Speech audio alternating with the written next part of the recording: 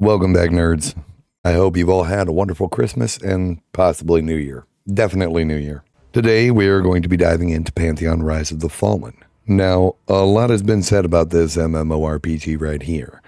I've heard it's dead on arrival. I've been told it's vaporware. I've read that it is a scam. Why are people saying all these nasty things? Mostly because the game's shit development. 10 plus years in development is a lot of time for a game to be on the cooking spit, especially when every clip and review I've seen shows the same shit.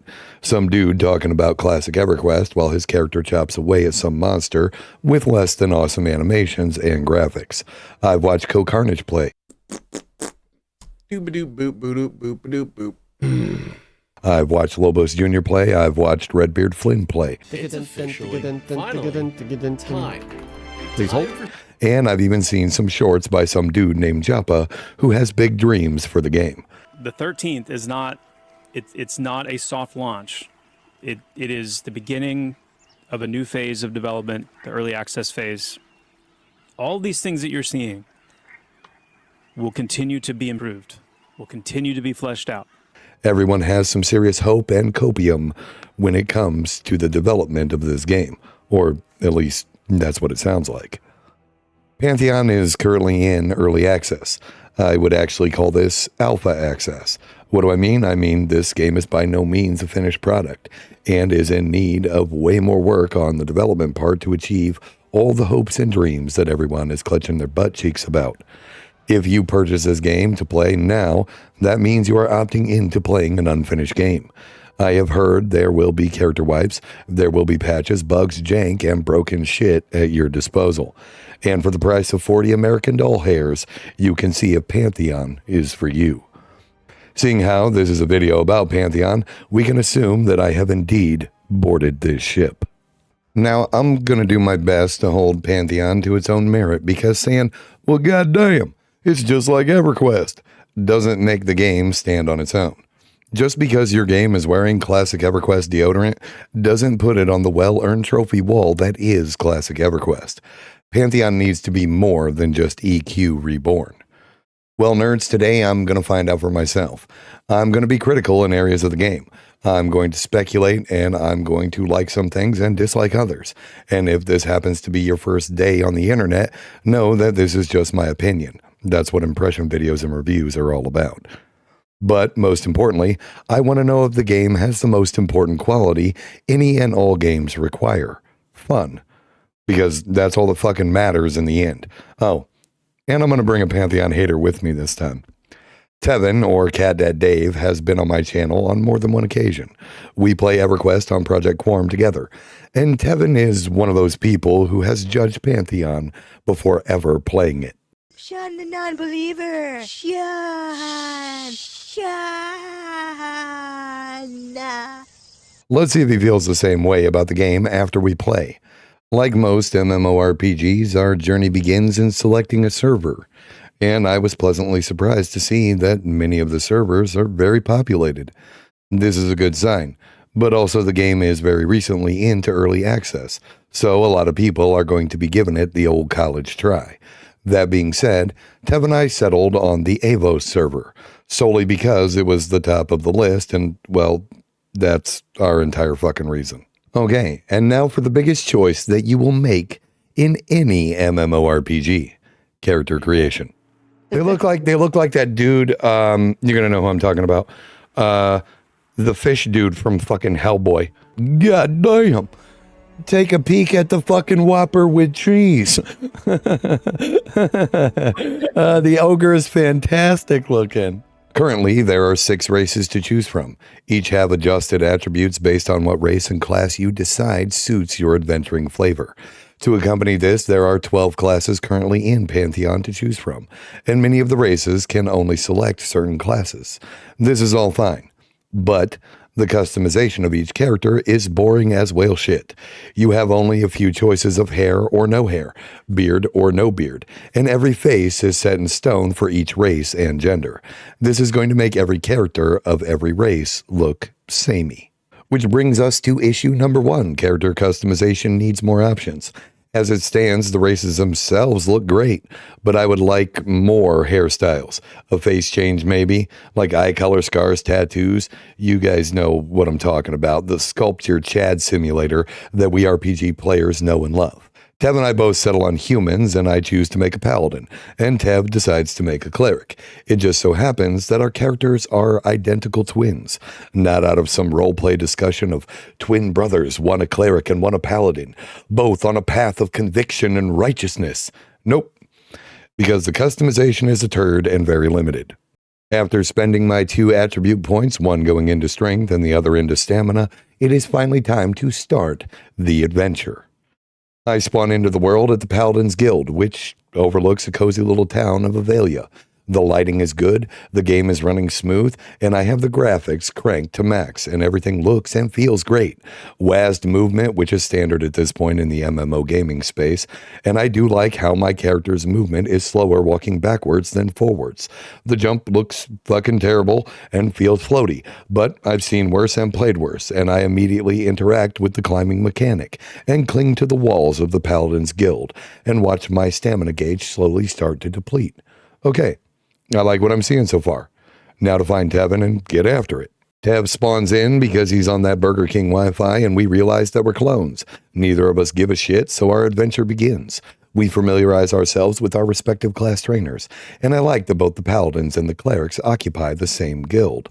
Although this is a small thing in the scope of world building, it is this very thing. It makes sense that the 2 classes devoted to good in the pursuit of law and order occupy the same guild hall. They are allies in faith and conviction. It's a nice touch. We memorize our starting class abilities, which consist of eating ability scrolls out of our inventory, and then slot our newfound skills in the ability hotbar. This is done by simply right-clicking the ability from your skill book or codex, and the newfound skill will automatically slot itself into the predetermined slot. This is weird because you don't have the freedom to choose what slot the ability goes into. There are 3 ability hotbars separated by a small gap, at least, for the paladin, that is. Each hotbar can only hold certain abilities, and you are not allowed to drag an ability that goes into the hold alt hotbar into the press number hotbar. I'm guessing this is because later I'll be forced to choose what abilities I slot due to having too many, and this is sort of a way to gate characters from min-maxing with certain abilities. Was that fucking English? Did that make sense? Anyway, it stood out to me and it felt fucking weird, and we're going to move on.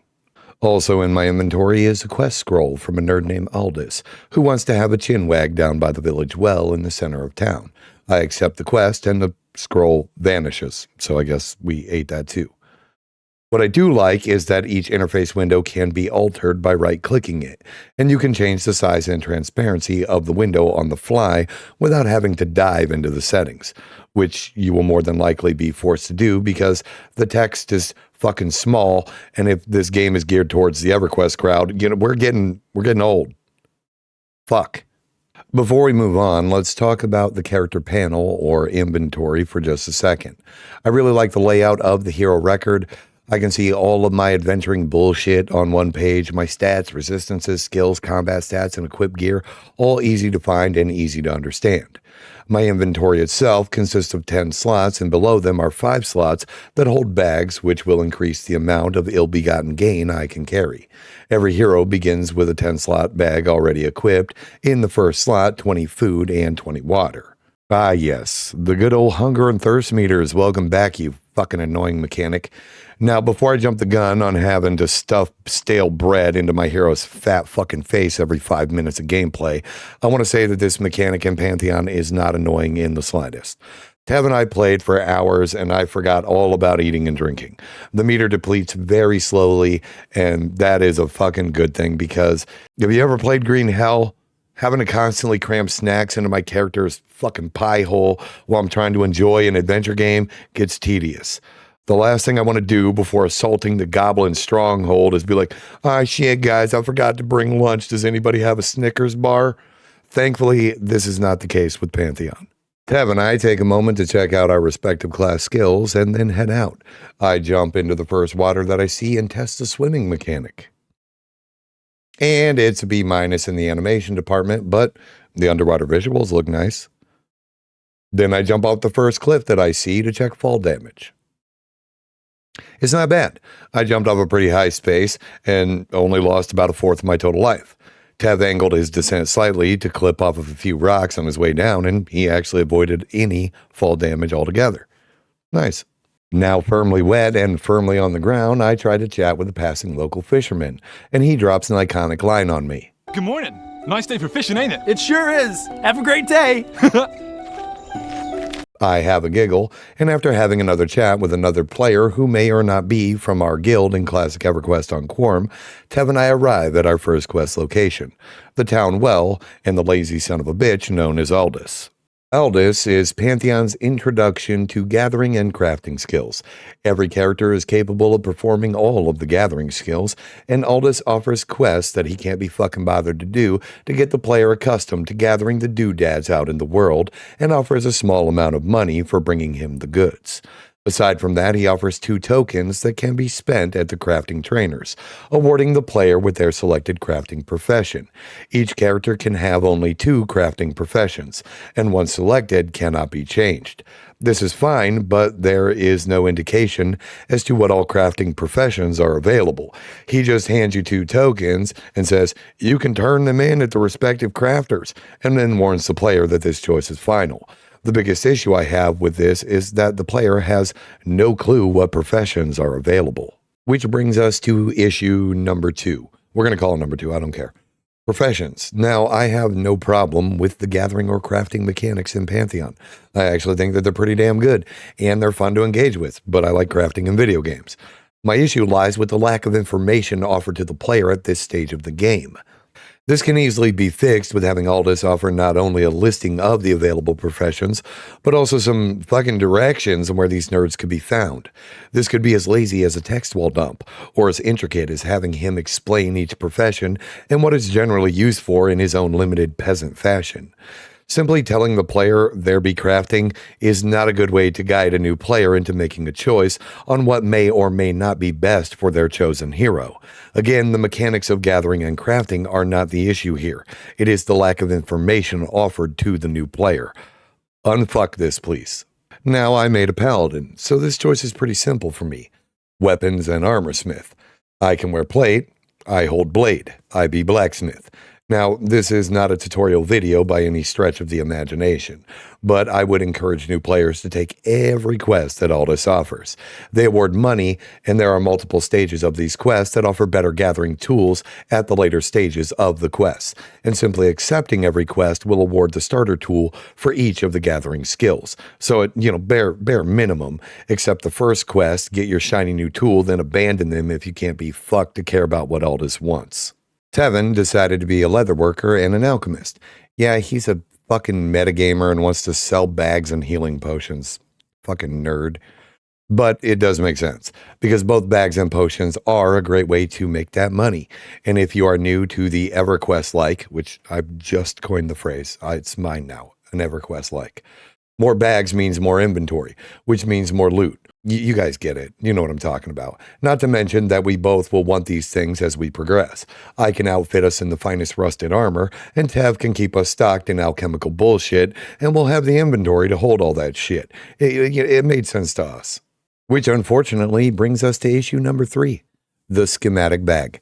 Now, on your character panel, there is a tab on the left-hand side that looks like a little pickaxe.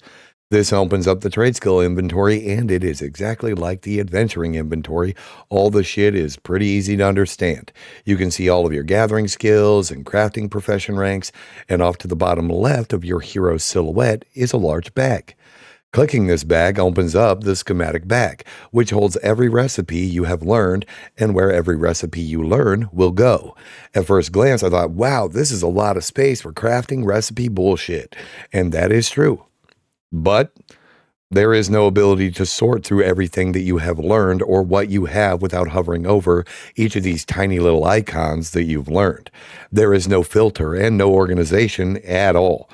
At level 1, this isn't a problem, but I know some of you inventory freaks out there just groaned at the housekeeping that this fuck mess could become at later levels. How can this be fixed? A sort button, a filter, and columns based on the items that you can craft or have learned. It's big.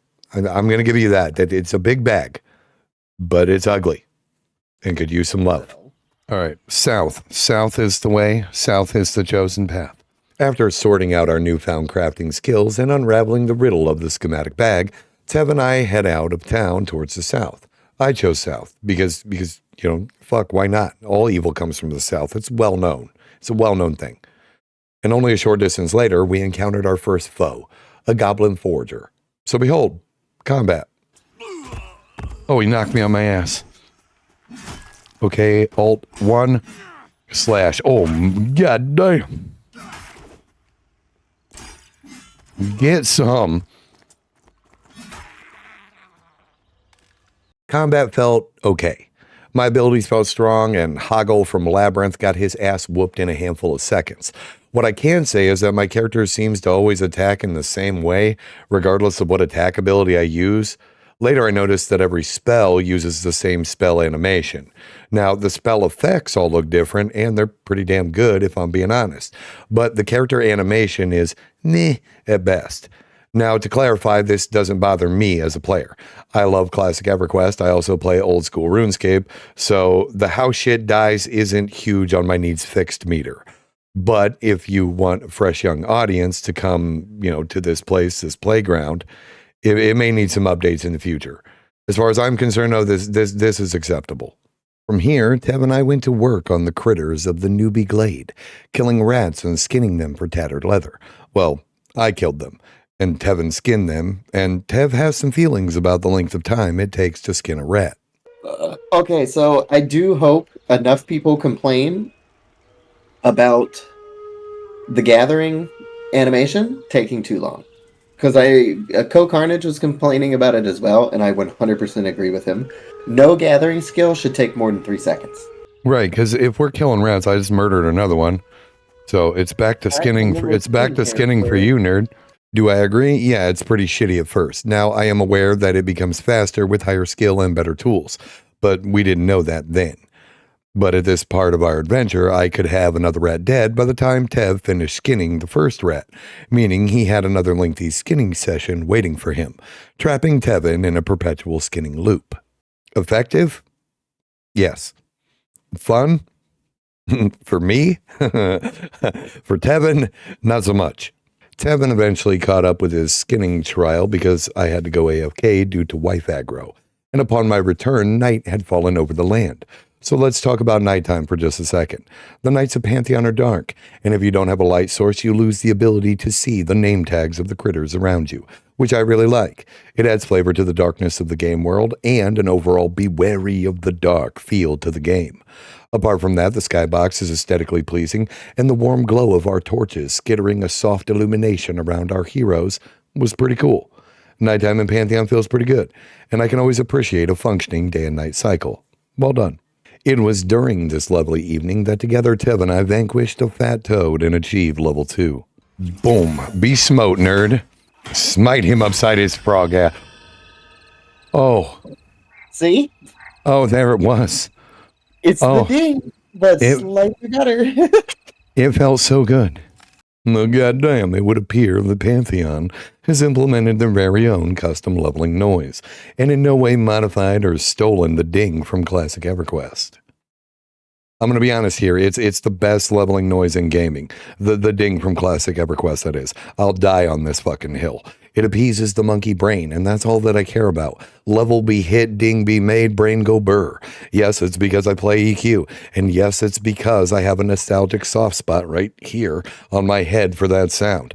And yes, I'm biased, so fuck you. Let's move on. As with all MMORPGs with levels comes progression. And that means new combat moves, spells, hit points, mana, and the ability to smite stronger enemies upside thine ass crack. So let's talk about progression.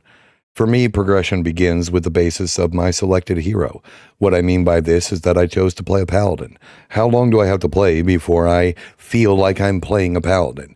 In classic EverQuest, paladins don't receive spells until level 9, so I spent 9 levels on Norath playing as a shittier fighter before having holy magic at my disposal.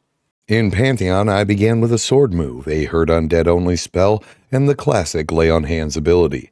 Upon achieving level 2, I was automatically awarded the Faithful Strike ability, a melee attack that heals me for a portion of the damage that I deal.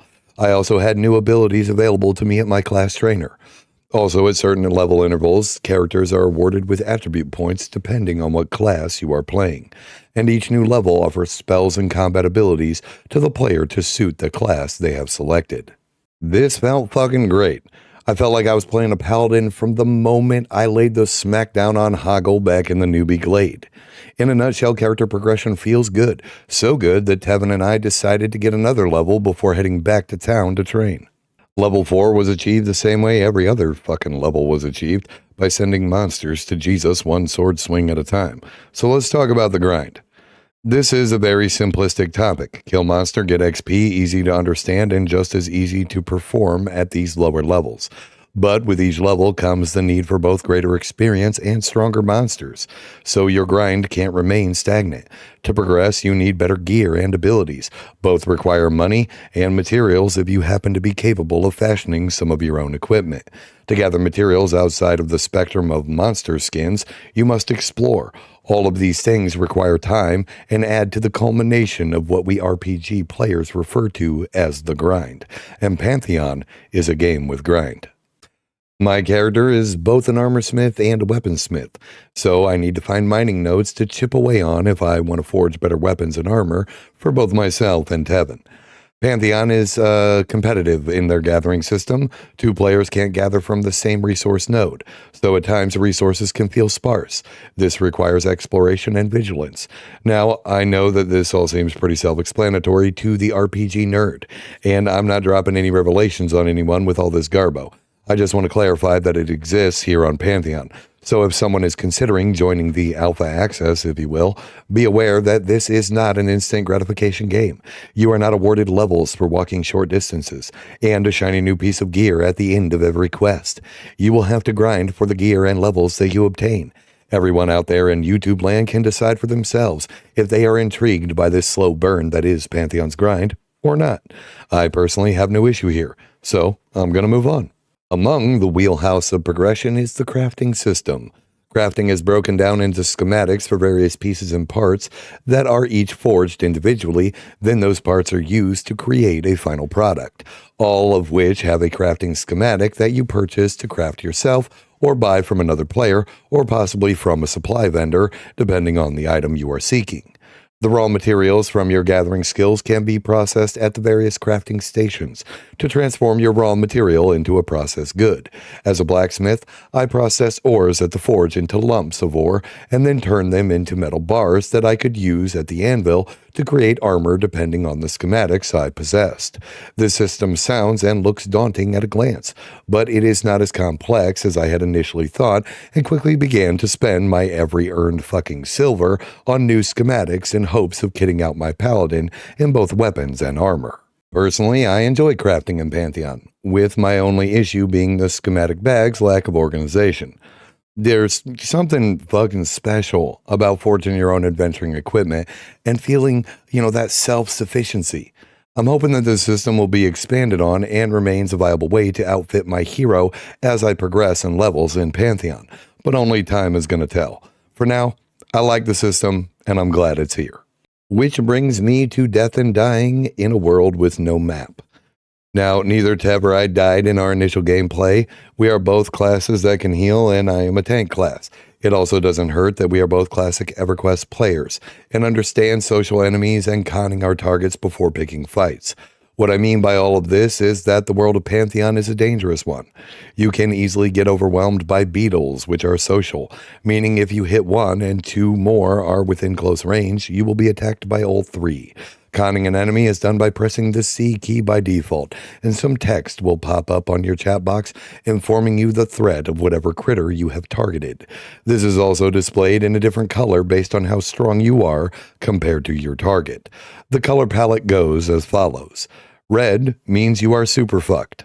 Orange, you're probably fucked. Yellow, you might be fucked unless you are really strong. White, you could be fucked if both you and your enemy are above level 5 and you happen to be a healer class. Dark blue, you might not be fucked too bad, but there's always that chance, Light blue, they should be fucked unless you suck at video games. Green, they're super fucked. There may be more colors than this, but I can't be fucked to check. The text in your chat box will also inform you if the target you have selected is a group enemy or not. If the target is a group enemy and you are alone, you are fucked. Just stay away from these nerds without a group. Now that we all have a firm grasp on how to determine the threat of an enemy, let's take a moment to chat about what happens when you get fucked. When you die in Pantheon after level 5, you drop everything that is not equipped on your corpse, which remains at the location of your demise, including any loose change that you had floating around in your nasty little pockets. You also lose a percentage of your gained experience, and yes, this XP loss can cause you to lose a level. Then you must run back to where you were slain and hope that you can loot your body without dying again if you happen to be alone. Slap on top of this that the game has no map. You have to remember where you were in order to relocate your body. Now, I'm guessing, yes, guessing because I haven't looked anything up, that there will be spells that some classes have to locate a dead adventurer. But for the most part, you will be forced to remember where you died and commence the walk of shame to gather your lunch money and inventory trash. All of these things combined make for one hell of a punishment for getting lost and killed in a dangerous world that is based around group play. Personally, I'm okay with being forced to remember where I died and dropping my pocket change. The only part of this mechanic I despise is the loss of XP that can cause you to lose a level. I know why the mechanic is there, to encourage preparedness and group play. But sometimes shit happens. Sometimes players want to explore and see what lies at the end of the dark and twisting cave. These mechanics force players to shy away from the unknown and exploration. And in my humble opinion, if your game has no map, then exploring is encouraged to help remember locations and sites based on in-game markers. What this mechanic does is make characters afraid to venture off the beaten path and see what lies beyond the horizon for fear of losing precious time spent on leveling. What we get here in Pantheon is the triple whammy: loss of items, loss of body, loss of experience. I feel that this is too punishing for players when your game is centralized around the slow burn of grind. But I'm just one nerd. You can decide for yourself on this topic. Just know that it is here in Pantheon if you have an itch to join the adventure. Personally, I am accustomed to these mechanics from my adventures in classic EverQuest, where all items are dropped upon death and experience is still fucking lost. But just because I'm familiar doesn't mean it's a good mechanic. Okay, I think that this about sums up my initial impressions of Pantheon and my thoughts on the various mechanics that I encountered in the game with Tevin. But before I go, I'm going to share some of Tevin's thoughts. Oh man, the music absolutely slaps. So you can definitely tell it is bare bones and it is not a focus yet. People care. People do care about the aesthetics of what their character looks like. It does matter. How did the UI strike you? Truthfully, the AI, or not AI, the UI does feel placeholder-y. I do immediately like the ability to right-click everything and being able to adjust the scale right there. All right. Any final thought in that regard to the game overall?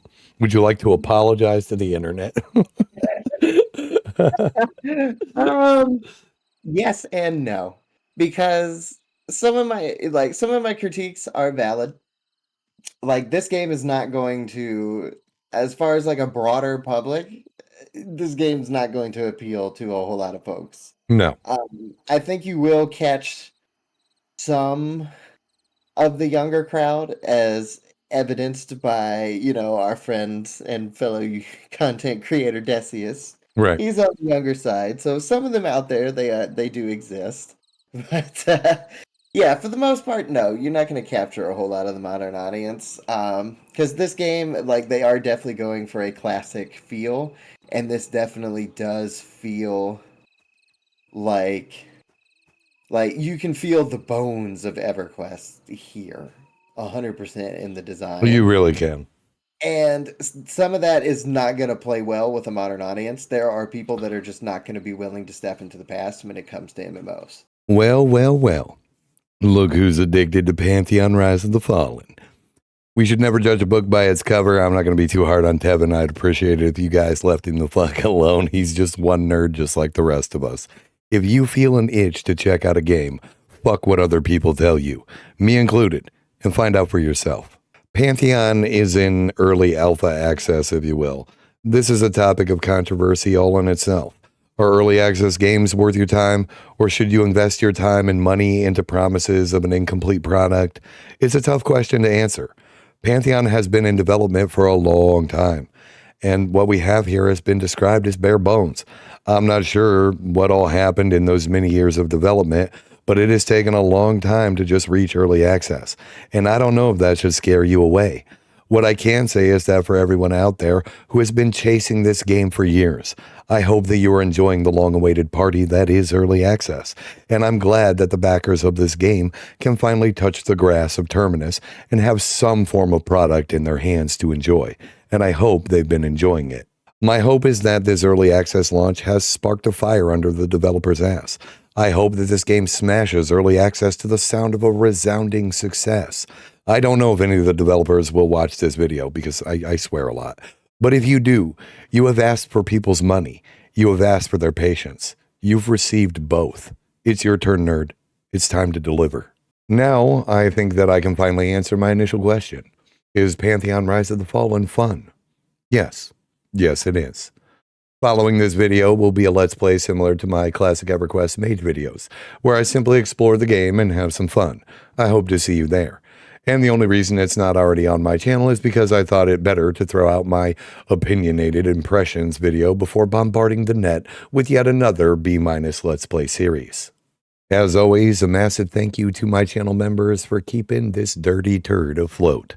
Membership to the channel only costs a buckaroo and helps fuel my addiction to coffee and video games. And if you manage to fat finger that subscribe button during all this horse shit, I appreciate you. I hope you guys all had an amazing new year, and I'll see you soon. Goodbye.